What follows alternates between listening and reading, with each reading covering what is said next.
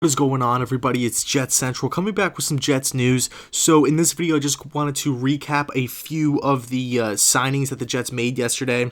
I was having a little bit of problems with technical difficulties, if you will, with QuickTime, the software that I use to upload videos. For some reason, it wouldn't save my actual videos last night. It turns out after troubleshooting the issue a little bit, I just had to update the whole thing. So in this video, like I said, just talking a little bit about Isiah Crowell signing a 3-year deal with the New York Jets. I like that deal a lot. We obviously got Williamson from the Tennessee Titans and Spencer Long, which is a signing today, the center from the Washington Redskins. Now, first things first, let's talk about Crowell, the running back position. Now, this is a position, I believe we could have upgraded at this position. I like Isiah Crowell. He wasn't my first choice, but whatever. We got him in the building. He is a power back. I do like that a lot. He flashed, during his time with the Cleveland Browns. I have a few Browns fans, and they always liked him. They always kind of pulled for him and said that he's a solid running back, in the National Football League. He's not like some backup. He's not just, one of those players where you look at him and you're like, does this guy have a future in the league? No, he does have a spot. He is a really good running back. I mean, he's not great. He's not a top 5 guy, not a top 10, top 15, but he can get the job done. I do believe he fills that need of a power running back, a nice change of pace back for the Powell and McGuire tandem, and then with Isiah Crowell, they kind of bring two different skill sets to the table, and I like how Crowell is kind of the workhorse back. I really do like that. It's going to be interesting to see, though, who the New York Jets want out there on first and second down. I would assume it's Crowell, and then you bring in, like I said, the Powell and McGuire tandem on third down. They, I guess, bring more of a pass-catching threat to the offense on third down. So I like it. It was a 3-year deal. I believe it was 3 years, $22 million. I like the deal. Was it a lot of money? Yes, but I think right now Crowell, he fills a need, and we have the money. We can afford him, is what I'm saying. So I like Crowell a lot.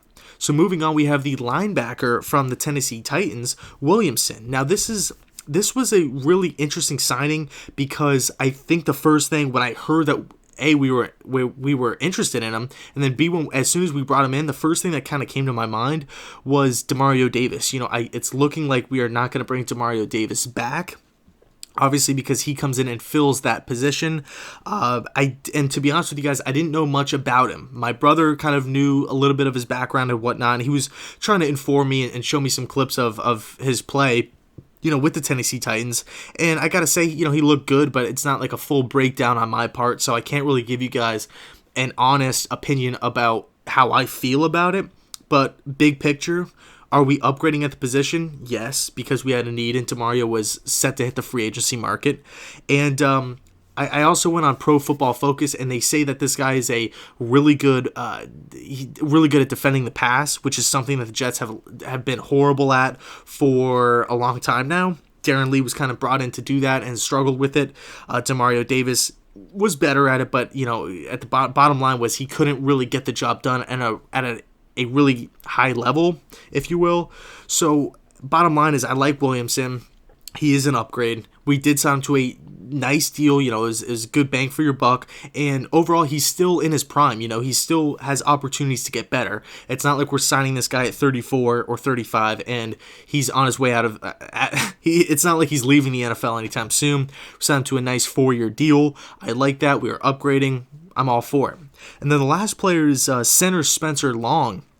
This is another guy who I've known his name, and I've seen him because I know it's kind of, I'm sidetracking here, but when the Jets were interested in Kirk Cousins, I went back and I watched every Washington Redskin game for the past 2 seasons, and when I did notice the interior offensive line the past 2 seasons for the Washington Redskins being much stronger than it was when Cousins was still, rocking number 12, and the whole RG3 kind of scenario was going on.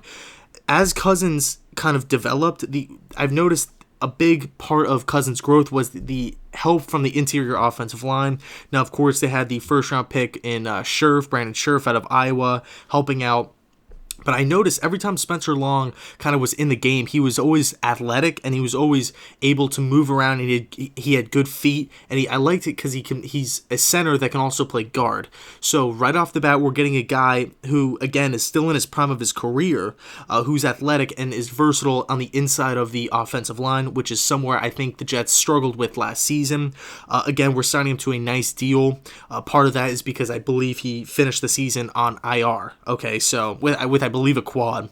So it's I don't want to call it a red flag, but it is somewhat of a concern that this guy, how is he going to bounce back? But if he does bounce back nicely, then I'm all for the deal, and it does give us flexibility with the interior of the offensive line, like I said. And no matter what, Wes Johnson, I think, was the worst center rated in pro football last season. So we can only go up. We can only go up from here. So Spencer Long is going to be the guy anchoring the middle of the offensive line. And so with that being said, let me know down in the comment section your guys' thoughts on these three signings.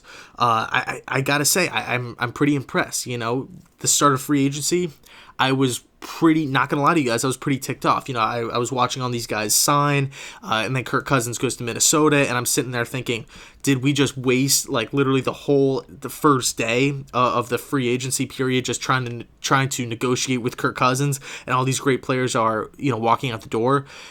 And then I kind of pumped the brakes a little bit and said, okay, let me sit here and hold on to hope a little. And then we went out and signed McCown. I was kind of, I liked the move, but I'm like, oh, this is what we have to show for.